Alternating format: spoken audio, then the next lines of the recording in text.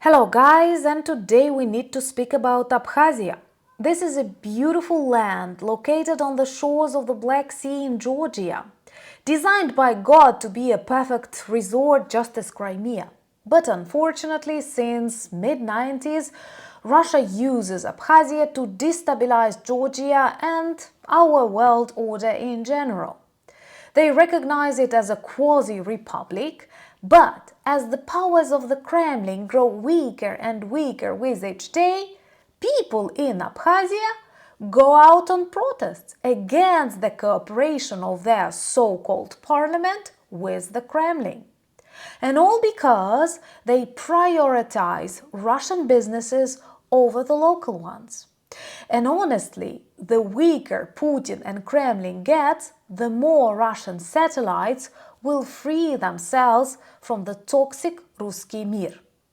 Trust me, those cities, those regions who've tried what life under Putin is, always want to be liberated.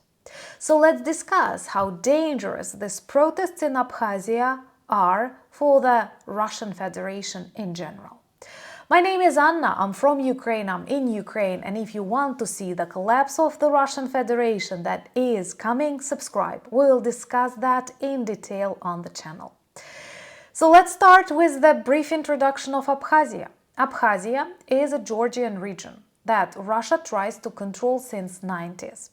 It is super important for the Kremlin, first to destabilize Georgia, to stop its European integration, to cause eternal problems, economic, military, and also it provides access to the Black Sea. Another region of Georgia that Russia temporarily influences and controls is South Ossetia. I'm sure it will definitely remind you of Transnistria, Luhansk and Donetsk and Crimea in Ukraine, and this is a universal tool that Russia keeps using against the world order. It creates quasi-republics, sending its troops to these territories, and then claims that these are separate republics or Ukraine cannot join this or that organization because it is partially occupied. It uses them for destabilization of the world order. For Ossetia, for Abkhazia, this problem is since 1992-1993. Before Russian interference, these regions were beautiful resorts that earned lots of money, that were successful, that were interesting, not just for the Georgian tourism, but for the international one. But when Russia decides to spoil life of people, it acts actually very quickly. And since 1992-1993, it recognizes them as the quasi-republics when nobody else does that. And for a very long period of time, with no access to information, no access to international cooperation, it seemed like everything is stable. But in 2024, there are lots and lots of protests in this quasi-republic of Abkhazia against the Kremlin. And this is a signal of both the growing dissatisfaction of the Russian control above lots of territories and also of the weakness of the Kremlin. What makes people angry in Abkhazia is that the so-called totally Russia-controlled parliament of the so-called republic passes lots of decrees and agreements, signing them with the Kremlin, providing very special conditions for Russian businesses. And you know that Abkhazia is located on the shores of the Black Sea. It is ideally located to be a resort. It was super popular back in the Soviet times. Actually, Sukhumi was one of the main centers of the Soviet tourism. And the so-called parliament, totally Russia-controlled, provides specific conditions for Russian businesses. And of course, this is, mildly speaking, very demotivating for the locals. And they feel this disrespect and this very wrong attitude, and the fact that Russia simply uses these people and territories for its own benefit, both political, economic, and traditional terrorist.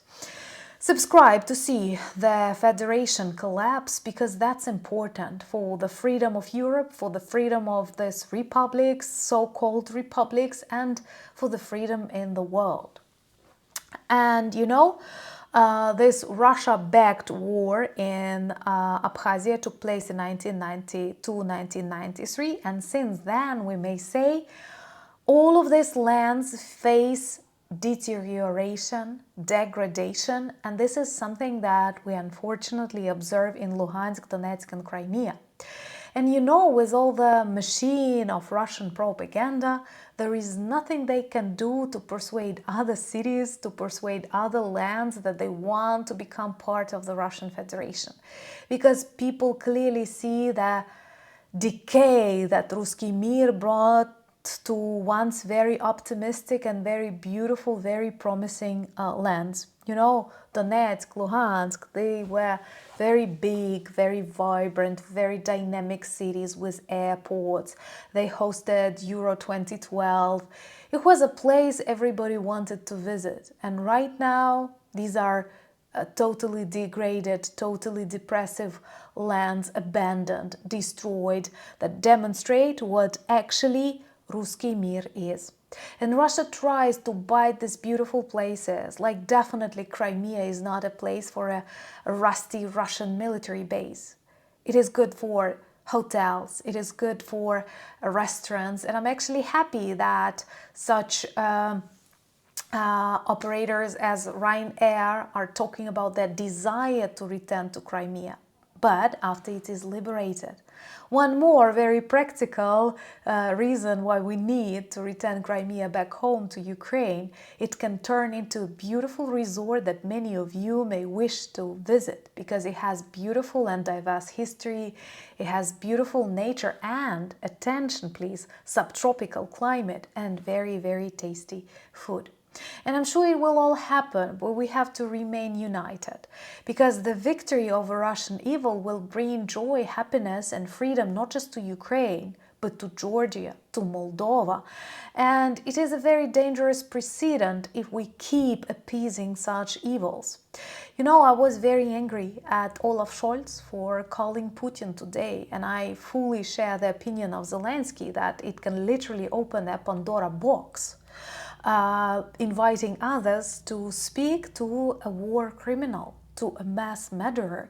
And can you imagine how an ordinary Ukrainian feels realizing that the leader of one of the strongest EU countries wants to speak to Putin? What can you speak about with this war criminal?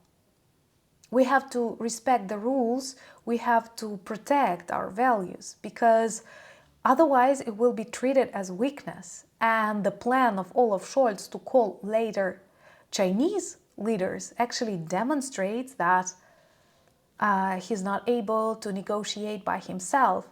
Is the European Union not enough? Let me know, what do you think about this call of Olaf Scholz to Putin?